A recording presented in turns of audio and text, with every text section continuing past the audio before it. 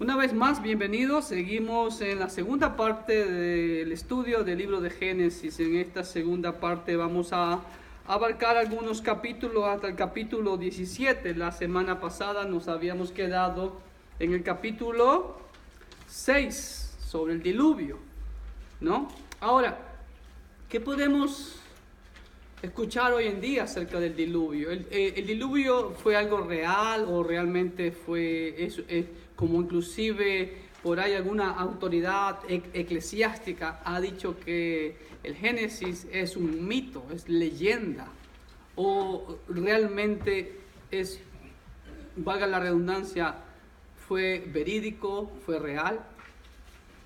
¿Qué nos dice la historia sobre eso? Las evidencias del diluvio y del arca de Noé las vemos en escritos antiguos, aún antes de Cristo. Y de hecho hay en todas las etnias, imperios o pueblos del mundo, hay más de 200 historias sobre el diluvio universal. Como ya lo dijimos, inclusive se han encontrado moluscos, caracoles en montañas tan altas como los Andes, ¿sí? Entonces, pero hay evidencia también de otros escritores antiguos como Berosus de Caldea en el año 290 antes de Cristo. Él dijo que había parte y que la gente tomaba, que existía el arca y que la gente tomaba parte del arca con el betún que ahí estaba, el arca, con esa brea que le ponían, y que lo usaban, dice, para sus hechizos y amuletos, pensando que eso iba a traer de pronto buena suerte o algo por el estilo, ¿ok?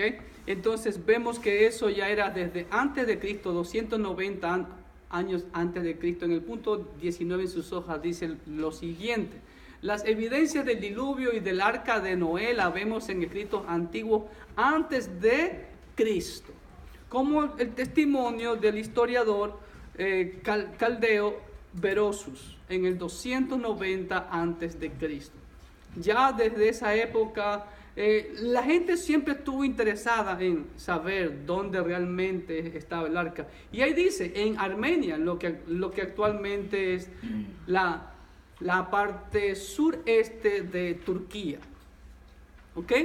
Ahora, pero ¿cuál es la evidencia más contundente de que realmente existió el arca o es un mito o fue un mito?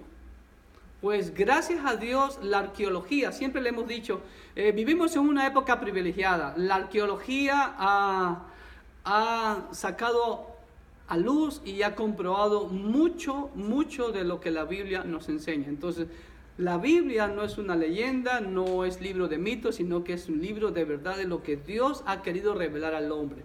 Y la evidencia más contundente, hermanos queridos, ahí está. Miren, ahí está el arca de Noé, enterrada bajo sedimentos, pero si ven la forma. Y ese hombre que está ahí, ese hermano, ya está en la presencia del Señor. Él se llamó Ron Wyatt. Ron Wyatt descubrió el arca de Noé en Turquía en el año 1985 y fue certificada por el gobierno turco y de hecho el gobierno turco hicieron la inauguración e hicieron un parque nacional del arca de Noé. Yo les voy a mostrar fotos a continuación, todo esto es de un video, y ahí está la página web que ustedes pueden ir, arcdiscovery.com.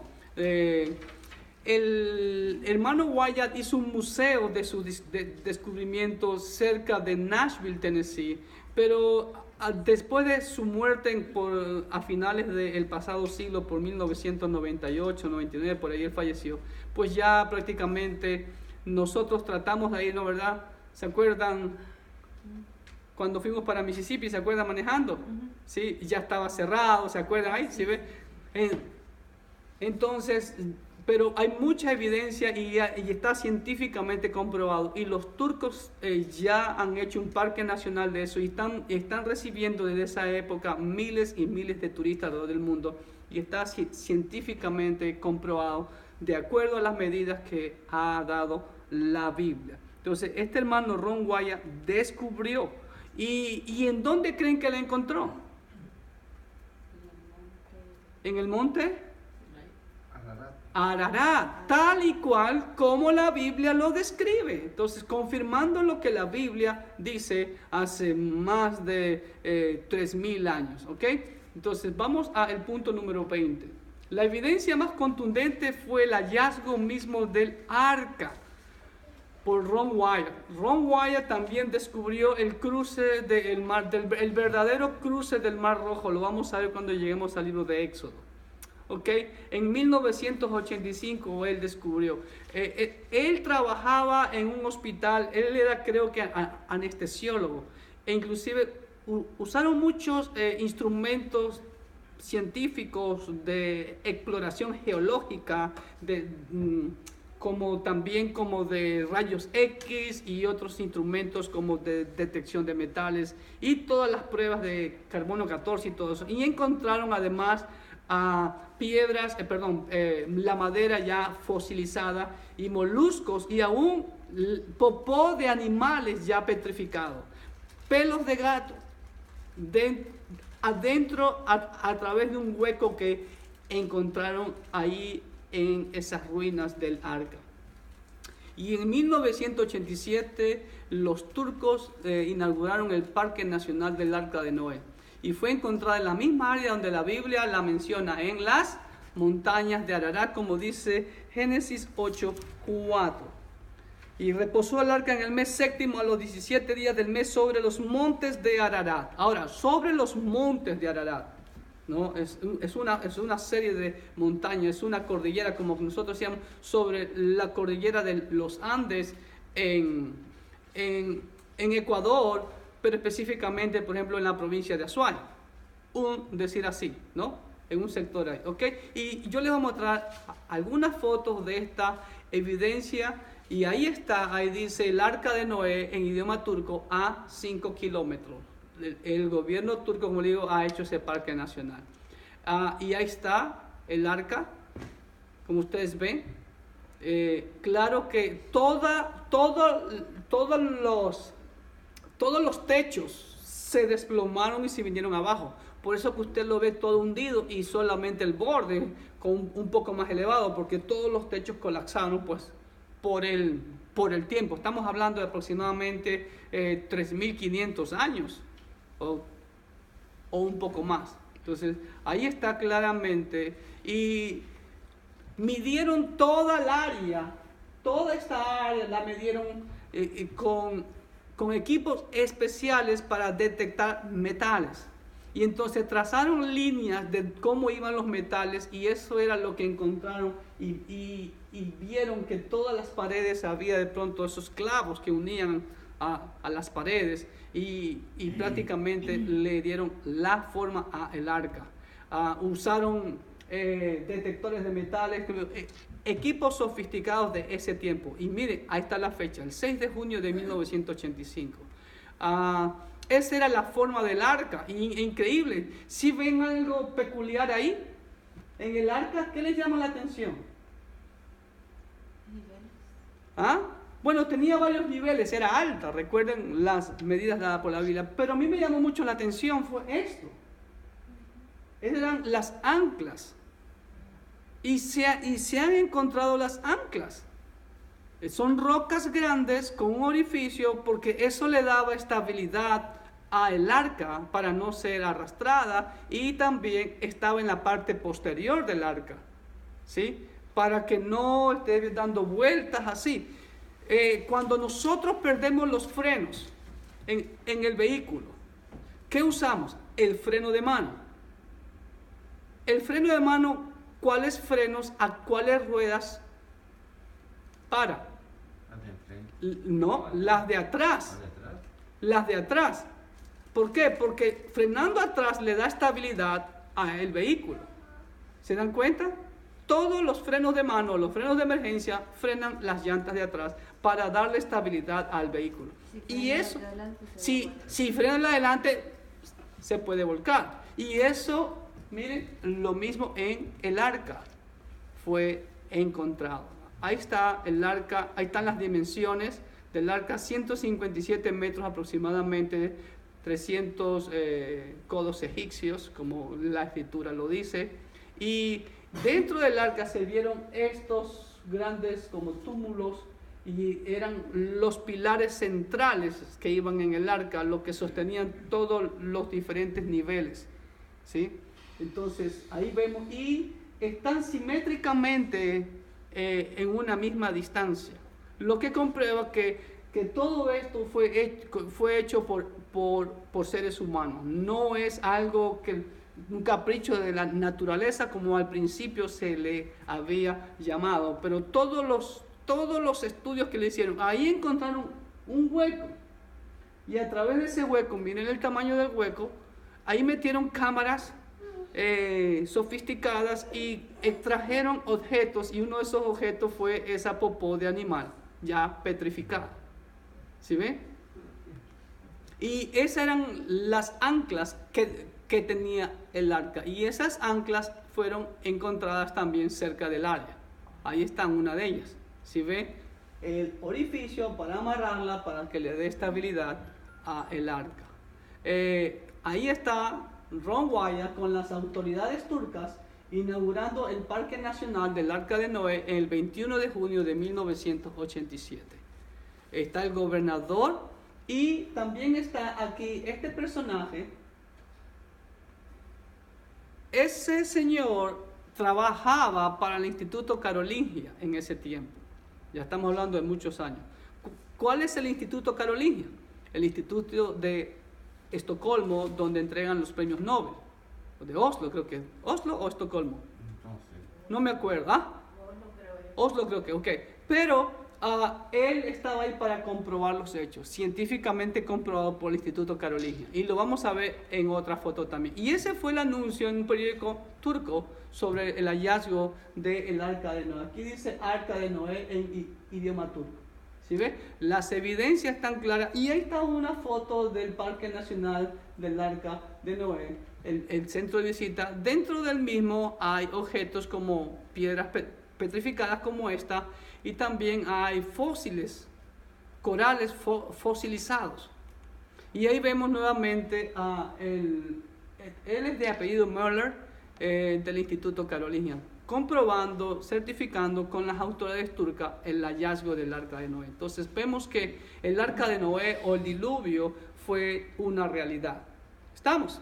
En el siguiente capítulo, el capítulo 9, vemos el tercer pacto de Dios. ¿Cuál es el tercer pacto de Dios? Capítulo 9, ¿sí?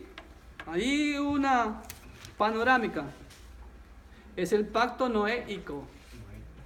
¿Ok? El pacto con Noé. Observamos también en el capítulo 9 la maldición a Cam, padre de Canaán. ¿Por qué fue maldecido Canaán? Cam y sus descendientes. Porque miró la desnudez de su padre. Ahí Noé, después de que se establecieron ya ahí, él hizo un altar y todo eso. Dice que más adelante Noé plantó una viña y de la viña, de las uvas, pues hizo vino y se embriagó. Y pues andaba desnudo. Y Cam lo vio desnudo a su padre. Pero Sem y Jafet tomaron una manta y se la pusieron a sus espaldas y caminaron de espaldas y la arrojaron sobre su padre para no verlo desnudo. Y al otro día su padre se entera de lo que hizo Cam y lo maldijo. Y ahí está en el capítulo 9 la maldición. ¿Sí? Maldito sea Cam, siervos de siervos será a sus hermanos. Entonces eso es lo que vemos en el capítulo 9. Vamos a la hojita. Génesis 9 vemos el tercer pacto de Dios, el pacto noéico. Del capítulo 9, versículo 9 al 19.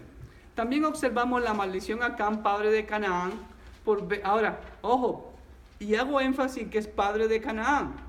¿Por qué hago ver eso? ¿Les llama la atención ese nombre? Canaán. ¿Qué pasaba en Canaán? Y de Canaán para abajo eran todos los descendientes de Cam, de la tierra que actualmente Israel, Egipto, Libia, Etiopía, de ahí para allá se fueron todos los descendientes de Cam, ¿sí? Y los cananitas eran los que habitaban la tierra cuando llegó Abraham, cuando ya vamos a ver a Abraham en el capítulo 12. Entonces, padre de Canaán fue maldecido por ver la desnudez de su padre. Ahí lo vemos en 9, 20 al 29. Capítulo 10 de Génesis, vemos algo muy interesante. La tierra es poblada por los hijos de Sem, Cam y Jafet. Toda la raza humana, hermanos y amigos que me ven, descienden de los hijos de Noé, Sem, Cam y Jafet. Y ahí están las tres grandes líneas. ¿Quiénes descienden de Sem? Los semitas. Los semitas. ¿Y quiénes son los semitas? Los judíos. Los judíos. De ahí viene el linaje de Sem, los israelitas, y por ende viene también nuestro Señor Jesucristo. Entonces de ahí se pobla todo lo que es la Mesopotamia. Pero el bisnieto de Noé, ¿quién fue el bisnieto de Noé? El hombre que dice la Biblia fue el primer poderoso en la tierra, Nimrod. Este caballero Nimrod fue el primer rebelde en la tierra después del diluvio. Es lo que vemos mencionado en la Biblia. Él fue el bisnieto de Noé. Posiblemente Noé todavía vivía. Y él construyó su imperio, dice la Escritura, ¿sí? Dice, y Cus engendró a Nimrod, quien llegó a ser el primer poderoso en la tierra. Este fue vigoroso cazador delante de Jehová, o sea, contra Jehová es la versión. Por lo cual se dice, así como Nimrod, vigoroso cazador delante de Jehová, y fue el comienzo de su reino, Babel. Esto es lo que en la historia de la humanidad se conoce como la antigua Babilonia. Y ahí miren, ese mapa es la Babilonia en tiempos de Hammurabi. Aquí en Washington, D.C., en el Museo de la Biblia, hay una réplica de la piedra de Hammurabi. Es la primera escritura cuneiforme que se tiene sobre leyes que gobiernan pueblo o nación. El famoso Código de Hammurabi. Así que unos otros días nos vamos a ir en un pequeño tour y vamos a conocer más sobre eso. Y se establecieron en lo que es la Mesopotamia. ¿Sí ve? Y fue el reino Babilonia. ¿Ok? Babilonia creo que estaba por aquí está Babilonia, si ve, acá estaba Uruk, Lagash, y todo esto fue la antigua Babilonia, o también pudo haber sido el antiguo imperio sumerio, porque dice que fue en la tierra de Sinar, de ahí nace prácticamente la civilización humana. Y el primer imperio que estudiamos en historia de la humanidad es el imperio sumerio. De ahí vino el imperio antiguo babilónico. Después vinieron los asirios. Después vino el neobabilónico con Nabucodonosor. Después vino el imperio persa. Después vino el imperio griego. Y por último vino el imperio romano. ¿Ok? Entonces, ahora, ¿qué más vemos aquí también en el capítulo 10? En el capítulo 10 vemos también sobre Nimrod. ¿Qué conocemos sobre Nimrod? Nimrod tuvo un hijo, tuvo una mujer, y su mujer era tan pagana, ¿sí? Su mujer se llamó Semiramis. Eso ya es parte de la historia universal, no está en la Biblia. Y Nimrod muere. Y aquí después ella lo endiosa y dice que Nimrod se convirtió en el dios Sol.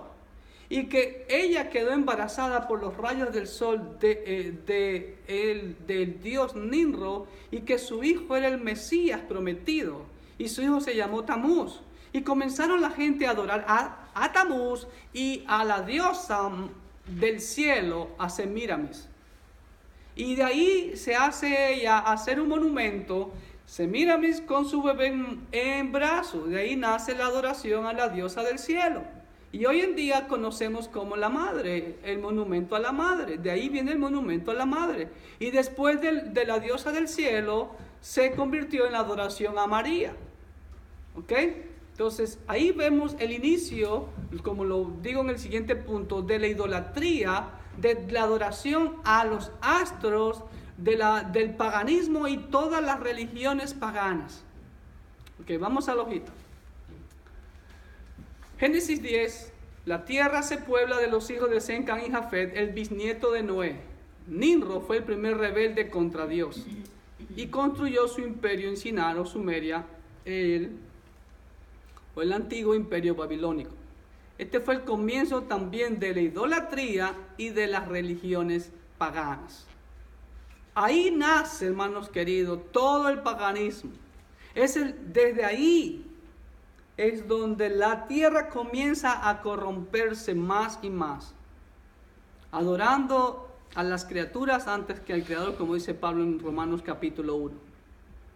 Y después, como le digo, siguió ese paganismo. Y en el capítulo 11, ¿qué vemos en el capítulo 11? Vemos la famosa Torre de Babel, que no era una torre, por cierto, como nosotros nos imaginamos. Eso es un sigurat. La Torre de Babel prácticamente era una pirámide escalonada conocida como sigurat, y era un templo pagano, y que en medio ustedes ven, allá arriba se hacía el altar de los sacrificios, y por aquí venía la sangre de las víctimas, como los que hay en México o en Guatemala, o no sé si ustedes tienen en El Salvador, lo mismo que hacían los aztecas y los mayas. ¿Sí ven? Entonces, ¿cómo los aztecas aprendieron eso? Porque todo viene de aquí. De aquí fueron esparcidos, de esta zona, que aquí estaba concentrada la humanidad después del diluvio. Y después Dios los esparce por todo el mundo. Y fueron llevando todas sus malas creencias y sus estructuras, por así decirlo, como los sigurat, que eran pirámides escalonadas. Entonces, en capítulo 11 vamos a ver, relata la confusión de lenguas de parte de Dios cuando construyeron el primer sigurat, la Torre de Babel. Y esta de aquí es una excavación. Se han encontrado muchos sigurats en lo que actualmente es Irak, y se han encontrado estos sigurats. Vemos también en el capítulo 11, versículo 7, ¿qué vemos ahí, hermano? A ver, alguien que me lea y usted me escudriña y ¿qué encuentra ahí? Génesis 11, 7. Ante eso yo me refresco.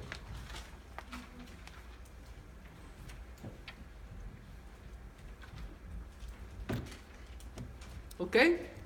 Solo una palabra. La Trinidad. La Trinidad, correcto. ¿Cómo vemos la Trinidad ahí? Ahí, 11:7, hay una alusión a la Trinidad. Porque ahora pues, dijo Jehová, descendamos y confundamos allí su lengua. Descendamos y confundamos. En el versículo 6, y dijo Jehová, singular, pero el 7 dice, descendamos y confundamos. Nuevamente vemos una alusión a la Trinidad, ¿sí? Y también al final del capítulo 11 vemos las generaciones de Sem, el hijo de Noé, hasta Taré. ¿Quién fue Taré? ¿Padre de quién? De Abraham, muy bien. De Abraham, no Abraham, todavía no se llama Abraham, ¿ok? Génesis 11. Y en Génesis 12, este es un capítulo muy importante, Génesis 12. ¿Por qué? En Génesis 12, por cierto, hermanos queridos, miren, ese es el sigurat. Y en Egipto, eso es Saqqara, Egipto. Esa es la pirámide más antigua de Egipto. ¿Qué parecido tiene a la pirámide de Keops o a las otras pirámides grandes? Solamente la forma piramidal, pero esta es escalonada. ¿Sí ven? Y esas son las pirámides escalonadas que se construían en el antiguo imperio babilónico, los famosos sigurat. Esa foto fue tomada en el año 2010 por este siervo. Génesis 12. En Génesis 12 aparece el cuarto pacto. ¿Cuál es el cuarto pacto de Dios?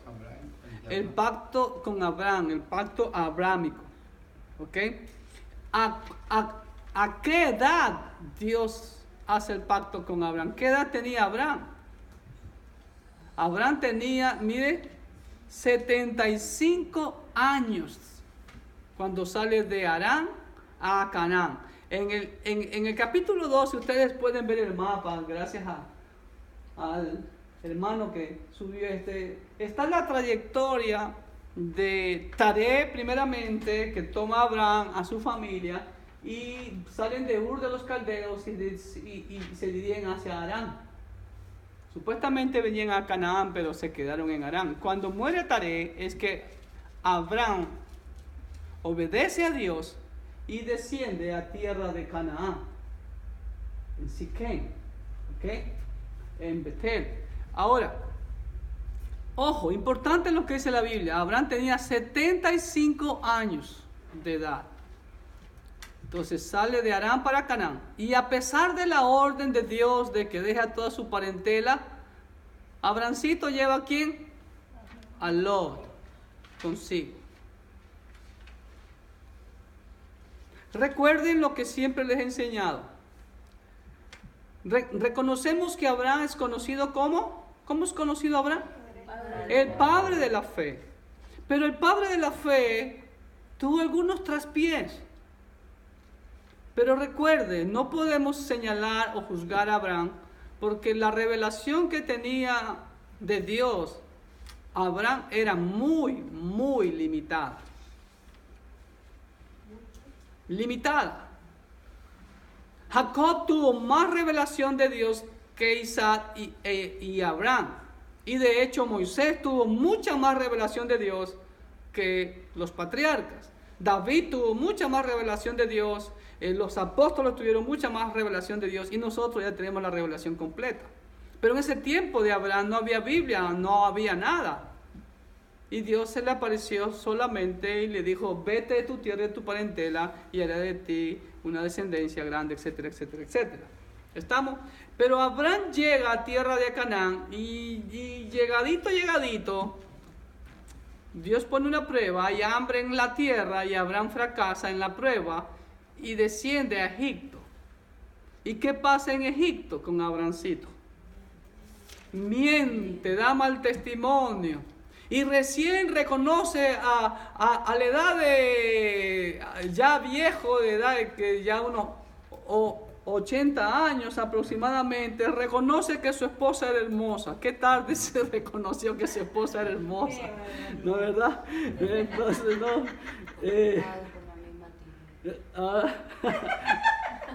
Ahora conozco que eres mujer de hermoso aspecto, ¿no? Imagínense, ¿no? Ok, hermana Anita, los comentarios, los testimonios para después. Sí, entonces a todos les pasa. A todos les pasa, ¿sí?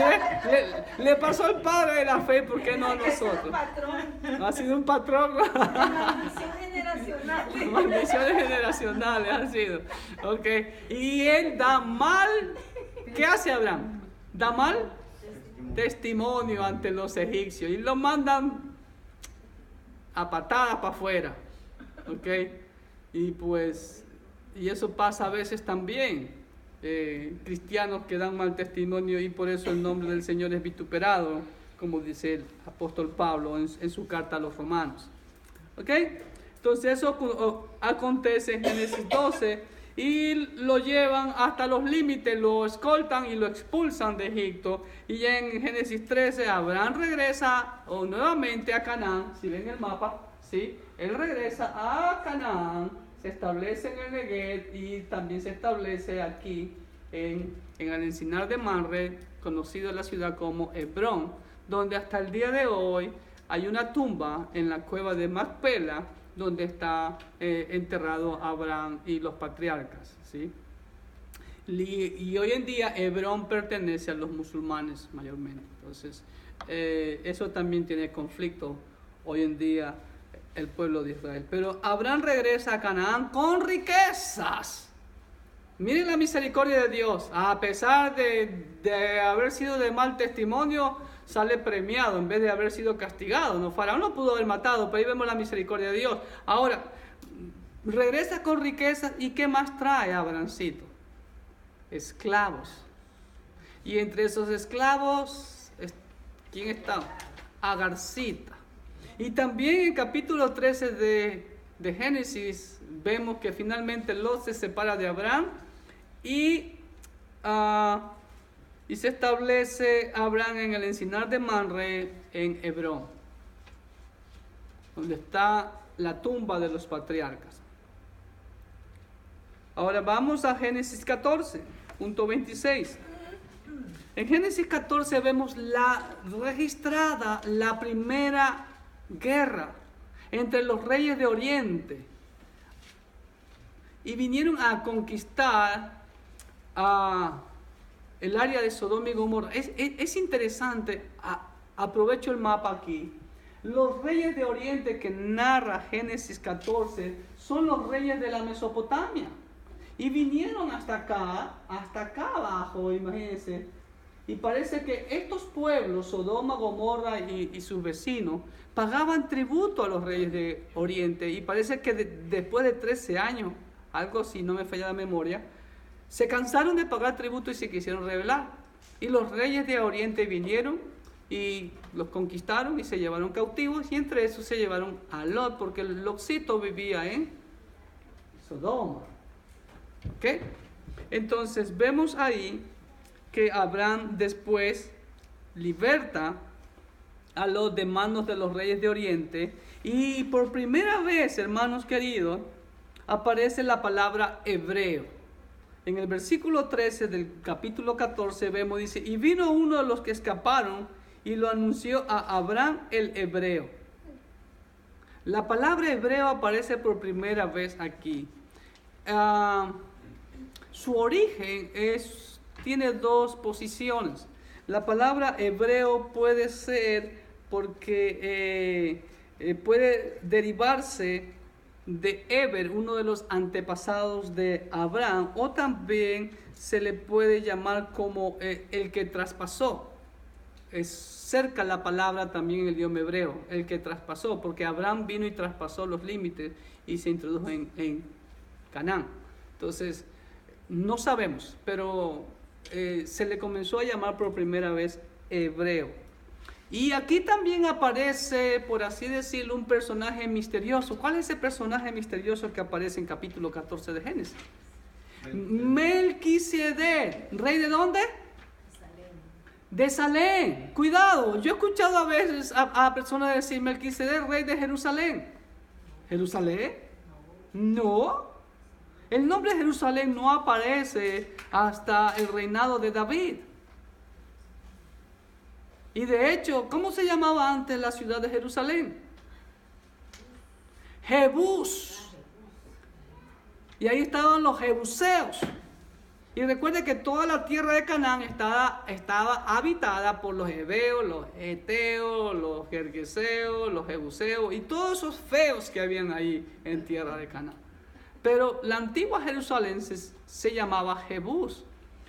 David fue que le cambia a nombre de Jerusalén. Pero aquí en Génesis 14 no tiene nada que ver la ciudad de Jerusalén con Melquisedec, rey de Salem, rey de paz. ¿Sí? Shalom Melech es el nombre, es el rey de paz. ¿Sí? Este Melquisedec, ¿quién es? Muchos, como dice el autor a los hebreos, ¿no? Jesucristo es de la línea de Melquisedec. Entonces, ¿qué más vemos también en este capítulo 14? Y en este capítulo 14 también aparece por primera vez una palabra. La palabra diezmo. 400, ¿qué va? 600 años, o tal vez 700 años antes de la ley, ya aparece el diezmo. ¿Por qué la gente insiste en que el diezmo es del antiguo pacto? No, todavía no aparece el antiguo pacto aquí. 700 años después de Abraham aproximadamente aparece el pacto mosaico. Y ahí se establece como ley el diezmo. Pero vemos aquí que ya, y de hecho, hermanos queridos, me atrevería a decir lo que el diezmo aparece en el capítulo 4 de Génesis. Pastor, ¿dónde? ¿Qué ofreció Abel? Lo mejor, lo primogénito. O al menos vemos las primicias ahí. ¿Sí o no? Ahora, ¿quién le enseñó a Caín y a Abel que tenían que ofrendar?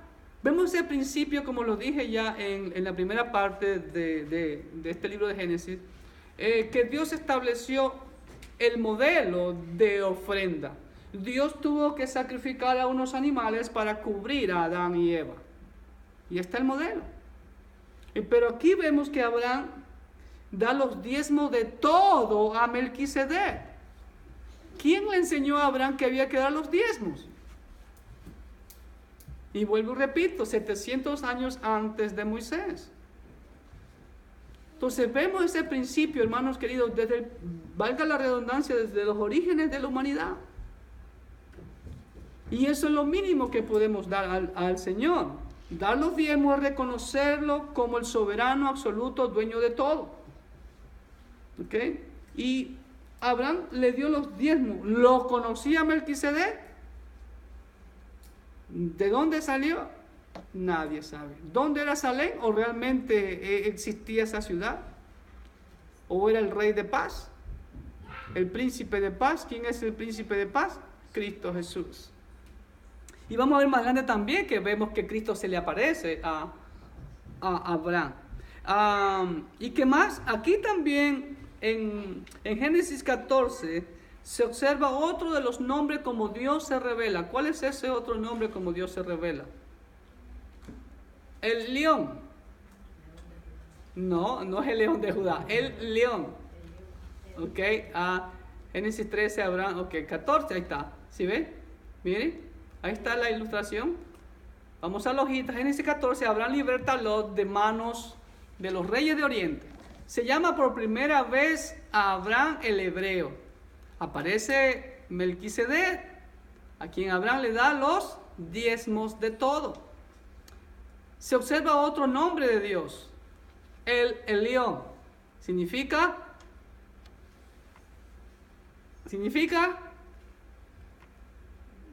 ¿Qué significa Elión? El Altísimo. Aleluya, hermana yo. En el versículo 18 y el versículo 22 aparece ahí, ¿no? Dice que Melquisedec era rey de Salem, sacerdote del Dios Altísimo, sacó pan y vino. Ahí está, más claro que el agua, en nuestro Cristo preexistente, ya lo vemos ahí. ¿Ok?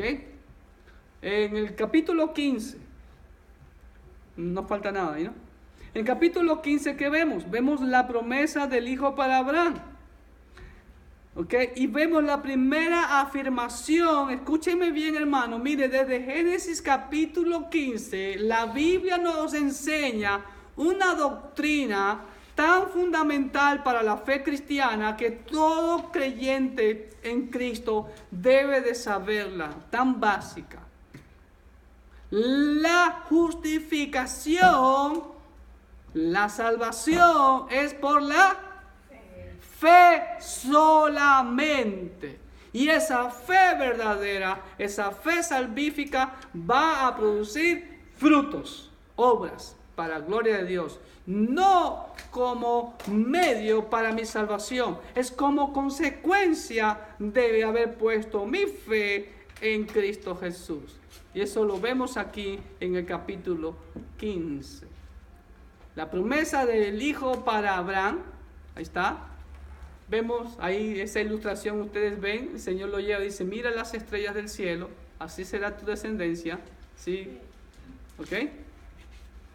Vemos la primera afirmación de que la justicia o la justificación viene por la fe, no por las obras, lo he puesto con letras mayúsculas. Las obras son consecuencias de mi fe. Solo la fe, solo la fe.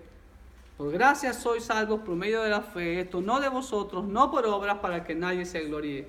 Efesios 2, del 8 al 10. ¿Ok? Ahora, Dios le anticipa en este capítulo 15 a Abraham que su descendencia, su pueblo, iba a estar en cautividad por 400 años.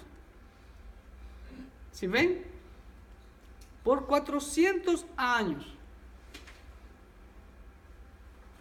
Aquí vemos también la promesa de los límites físicos de la tierra a los descendientes de Abraham. Miren, del versículo 18 al 21. En aquel día Jehová hizo un pacto con Abraham, como el hermano José lo mencionó anteriormente. Dios es el que hace los pactos, el hombre no. Él es el que pone las reglas, Él es el que establece los pactos. El hombre y Él cumple sus pactos. Y esos pactos son en beneficio del ser humano. No para mortificarle o hacerle la vida un yogur, como dicen los cubanos. ¿Okay? Estamos. El versículo 18 de Génesis 15. En aquel día hizo Jehová un pacto con Abraham diciendo: a tu descendencia daré esta tierra. ¿Cuál tierra? ¿Cuáles eran los límites de la tierra que Dios le ofreció a Abraham y a su descendencia? Dice así: desde el río de Egipto hasta el río grande, el río Éufrates, la tierra de los ceneos, de los ceneseos, de los cadmoneos, los heteos, los fereceos, los refaitas, los amorreos, los cananeos, los ejeseos, los jebuseos y todos esos feos. ¿Cuál era el tamaño de la tierra? Este era el tamaño de la tierra que Dios prometió. Desde el río de Egipto, el río Nilo, hasta el río grande, el río Éufrates. Todo esto, hermanos, que incluye algunas naciones.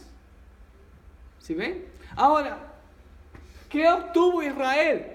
En tiempo de Salomón fue el tiempo de mayor expansión territorial que tuvo Israel, que vino a ser prácticamente lo que algunos le llaman como el gran puñal, era hasta acá arriba así, y terminaba en esta punta. Porque siempre este fue el límite con Egipto, siempre, como yo le llamo, el diente de tiburón, la península que hoy se llama de Sinaí, que bíblicamente está equivocado. Aquí no es Sinaí, pero ya lo vamos a ver eso en Éxodo. Siempre el diente de tiburón ha pertenecido a Egipto.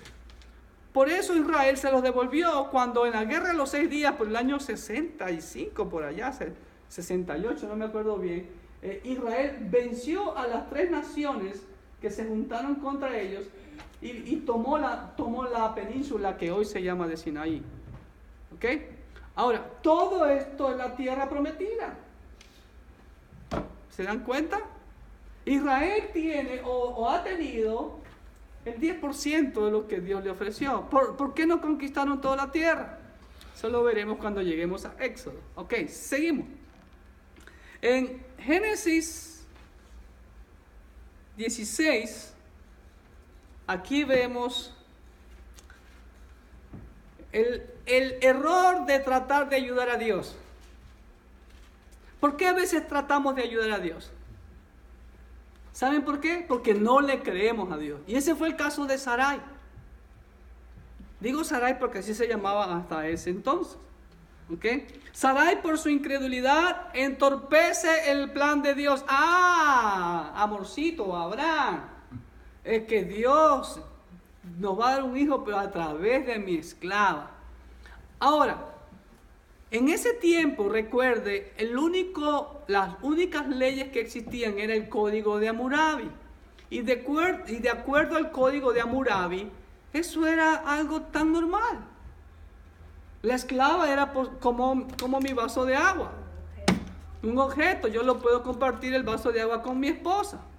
Entonces, mira, toma mi esclava y el hijo de ella es mío, así que ahí está, mira, así era. Pero no le creyó. Por la incredulidad, Saraicita entorpeció el plan de Dios, entregando a Agar su esclava egipcia a Abraham. Ahora, ¿qué más vemos en el capítulo 16? Vamos al ojito. Sarai, por su incredulidad, entorpece el plan de Dios. Y hermano, mire ese pequeño error.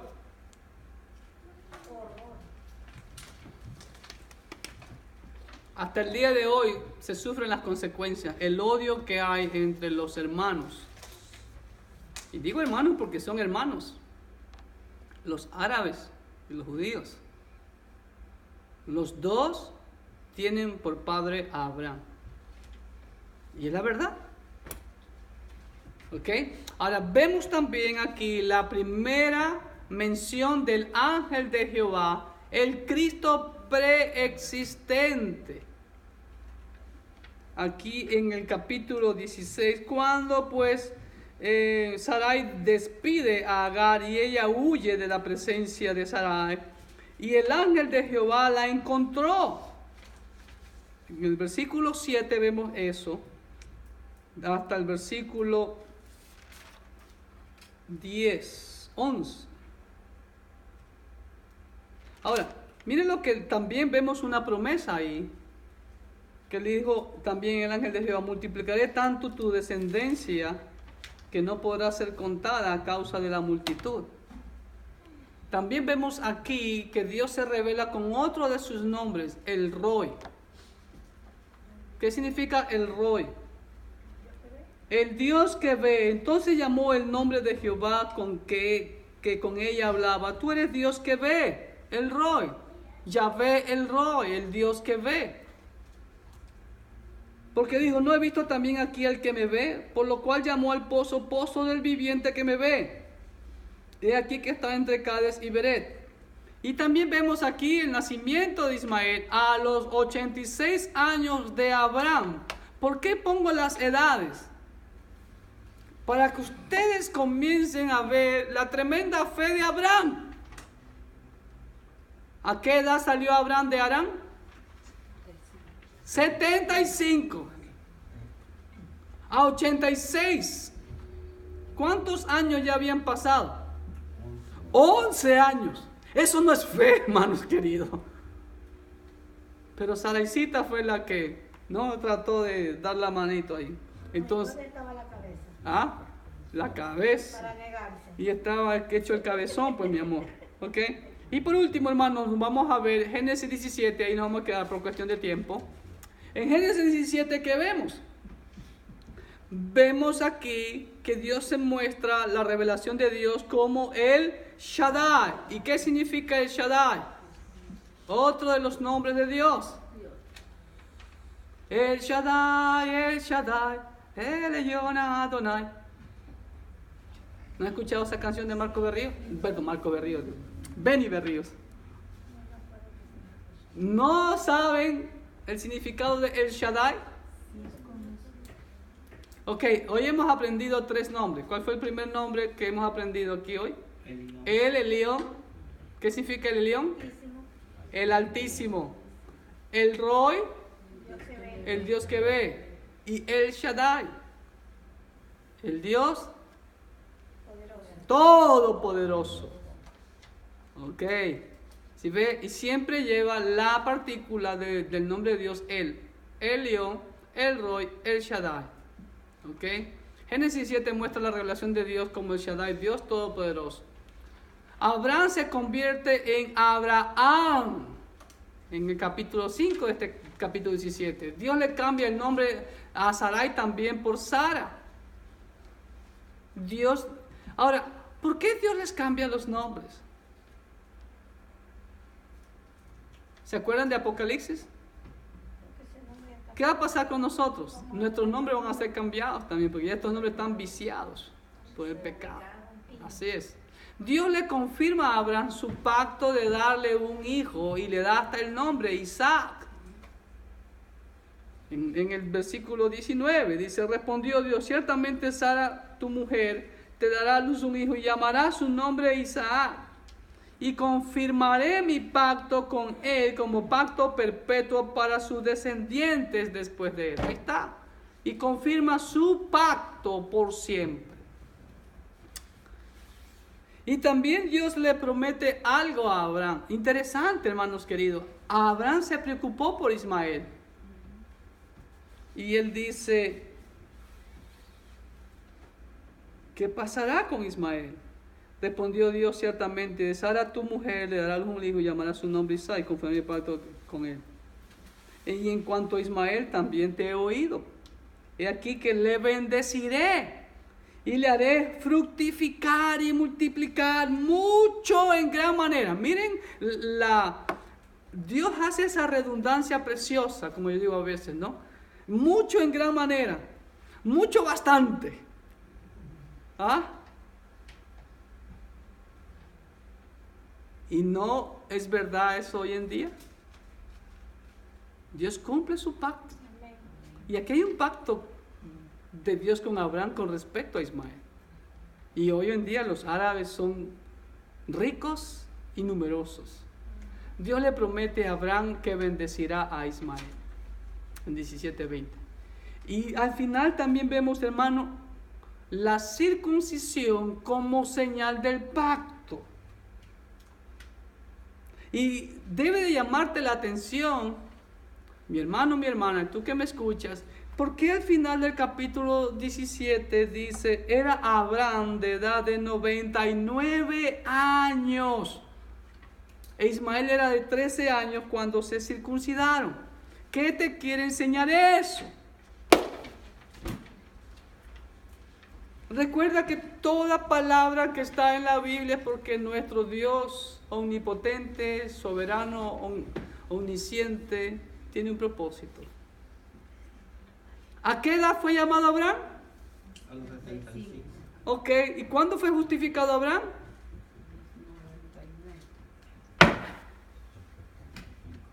A los 75, Anita.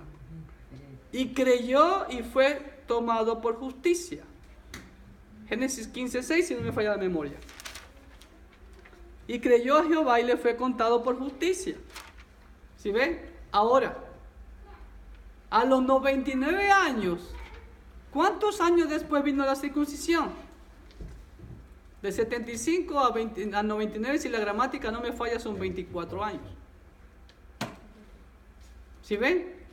Entonces, una vez más, hermano, vuelvo y le repito, Génesis, como se lo conoce, el libro de los orígenes, y es donde se origina también prácticamente toda la doctrina cristiana. Aquí está la justificación por la fe, antes de las obras.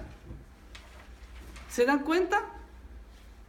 Ok, entonces nos vemos la siguiente ocasión con la tercera y última parte de este fascinante libro de Génesis. Que Dios le bendiga ricamente.